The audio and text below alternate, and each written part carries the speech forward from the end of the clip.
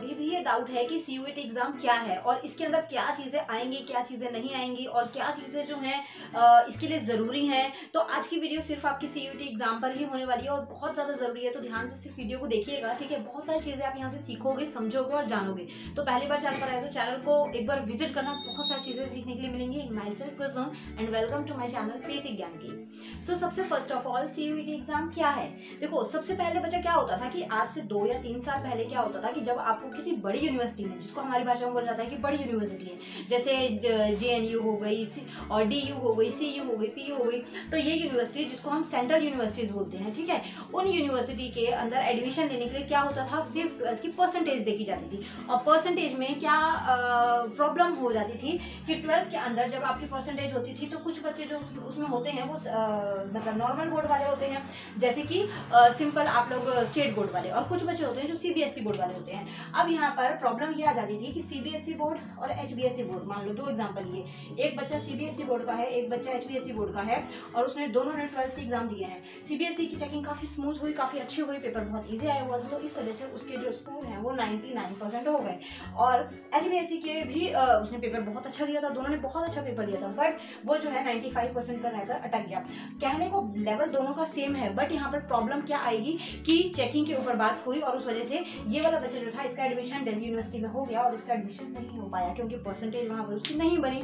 तो यही प्रॉब्लम आती है और यही प्रॉब्लम आ रही थी, इसलिए गवर्नमेंट ने एक ये स्टेप उठाया कि वो बच्चे जो भी अब सेंट्रल यूनिवर्सिटीज में एडमिशन लेना चाहते हैं वो सारे के सारे जो है वो इक्वल रखे जाएंगे, ठीक है। और उनको सीयूईटी एग्जाम जो है वो देना पड़ेगा और इस एग्जाम के अंदर सब बच्चों को सेम रखा जाएगा, ठीक है। कुछ कट ऑफ ये लोग रख देंगे, जैसे दिल्ली यूनिवर्सिटी है, मान लो वो 95% अबव मांग लेती है, सीयूईटी एग्जाम में आपके 95 अबव आने चाहिए।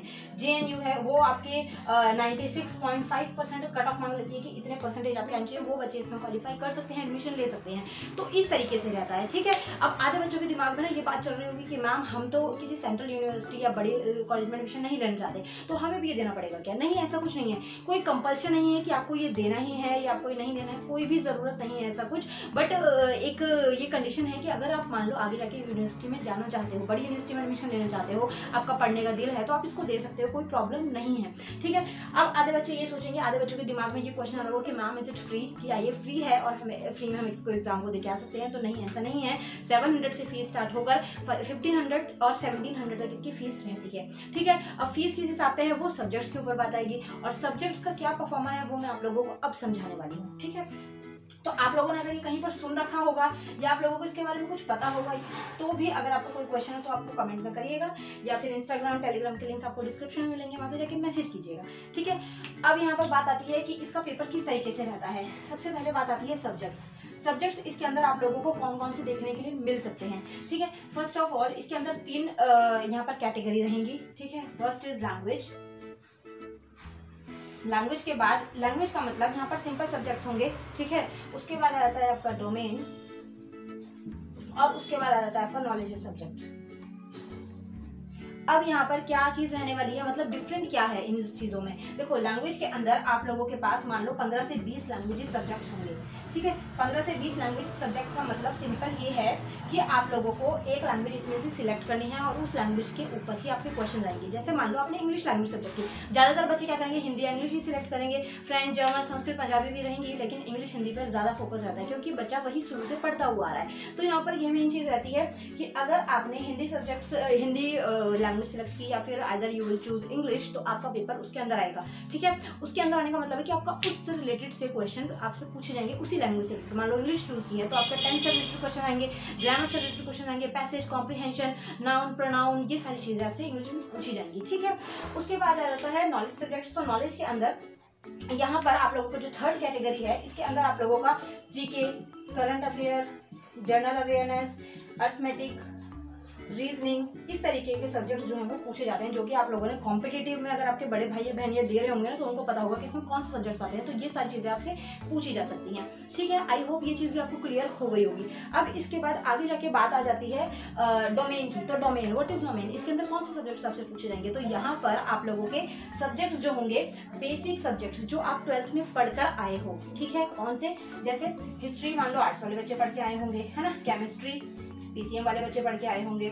इसके अलावा मैं बायो, पीसीबी वाले बच्चे पढ़ के आए होंगे, और फिजिकल एजुकेशन, आर्ट्स वाले बच्चे पढ़ के आए होंगे, अकाउंट्स, बिजनेस स्टडी, इकोनॉमिक्स, बहुत सारे सब्जेक्ट्स होते हैं, ठीक है। तो वो सब्जेक्ट जो भी आप 12th 11th में पढ़ के आए हो ना, उसी में से पूरा पेपर होता है। तो आप लोगों को घबराने की और टेंशन लेने की जरूरत नहीं है कि मैम इसमें क्या आएगा, क्या पूछा जाएगा, कुछ नहीं है टेंशन लेनी, ठीक है। कई बच्चे तो ये भी सोच रहे हैं कि हम इसकी प्रिपरेशन क्या कैसे करें, कौन पढ़ाएगा, कौन सी बुक्स लेनी पड़ेंगी। तो सिंपल सी चीज़ है, आप लोग 12th क्लास NCERT उठा लो और उसके अंदर लग जाओ, आपको आराम से यहाँ से पेपर आपका मिल जाएगा, ठीक है। इसके अलावा मॉक टेस्ट हैं और बुक डिपो पे जाएंगे तो वहाँ पे बुक्स हैं CUET को क्लियर करने के लिए। तो बहुत सारा मटेरियल है, आप वहाँ से पढ़ सकते हो, बट इतना ज़्यादा ज़रूरी नहीं है, एग्जाम ईजी आता है, ठीक है।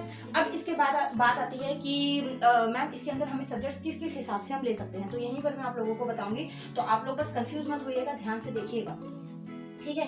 वीडियो थोड़ी सी लंबी हो जाए सो उसको एडजस्ट करिएगा, ओके। तो देखो, सबसे पहली चीज़ कि लैंग्वेज के अंदर आप लोगों को एक सब्जेक्ट लेना है, ठीक है। मैक्सिमम जो है आप लोग इसके अंदर 10 सब्जेक्ट्स ले सकते हैं।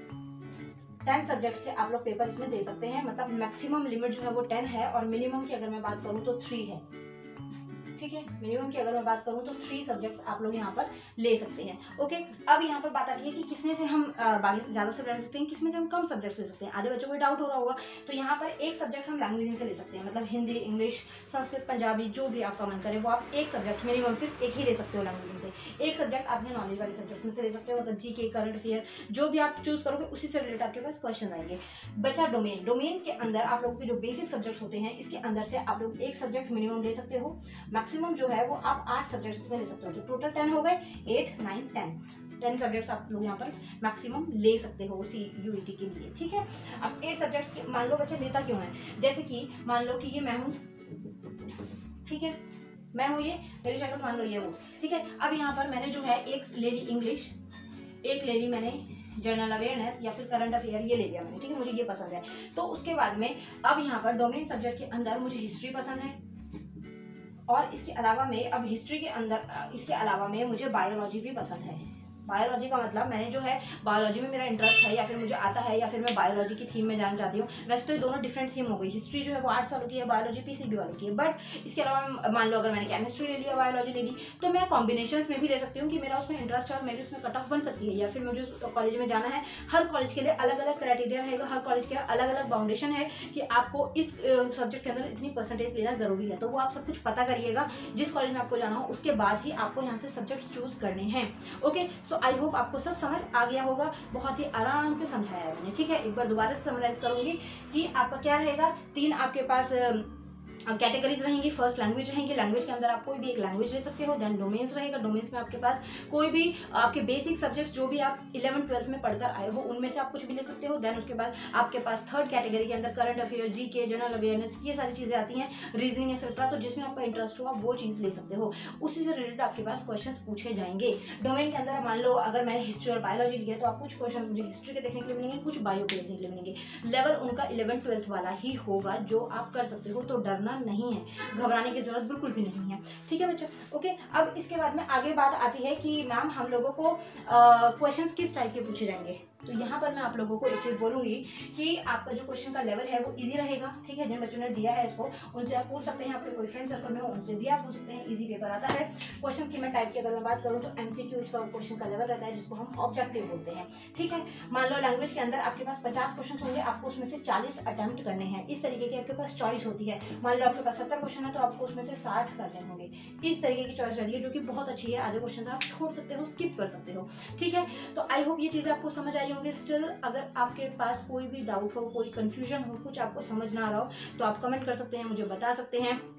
और इसके अलावा में और इससे रिलेटेड और कोई डाउट आई थिंक नहीं होना चाहिए। फिर भी अगर कोई डाउट हो या मैं कोई पॉइंट स्किप कर रही हूँ तो आप मुझसे कमेंट में पूछ लीजिएगा, मैं आपको बता दूंगी। और एक बात लास्ट में मैं बोलूँगी कि ये सबको देना ज़रूरी नहीं है, सिर्फ वही बच्चे इसको दीजिए जो सेंट्रल यूनिवर्सिटी में एडमिशन करवाने के लिए इच्छुक हैं, जो जाना चाहते हैं, जो पढ़ना चाहते हैं और जिनको पता है कि हम इतना स्कोर कर सकते हैं, ठीक है। बाकी आइदर प्राइवेट कॉलेजेस में इसका कोई स्कोप नहीं है, आप नॉर्मल भी एडमिशन ले सकते हो। इसके अंदर परसेंटेज मैटर करती है, मिनिमम आपको 85% स्कोर जो है इसमें लेना होता है, ठीक है बच्चा। वो आपके हाथ में, क्योंकि बड़ी यूनिवर्सिटीज में आप जा रहे हो तो obviously you will score good marks, है ना। वहाँ पर जो है दे गेट हायर परसेंटेज, ठीक है ना। तो इस चीज़ का आपको थोड़ा सा सोचना पड़ेगा।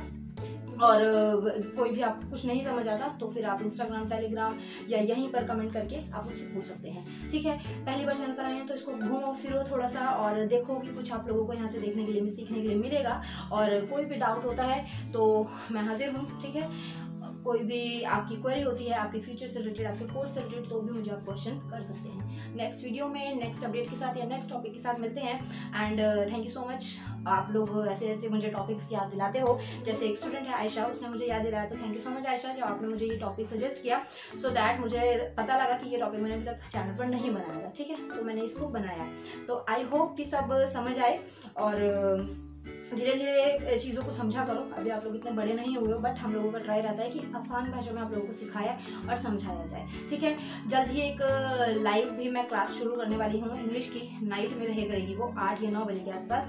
तो आप लोग इंटरेस्टेड हैं तो मुझे कमेंट में ज़रूर बताइएगा, ठीक है। Thank you so much for watching.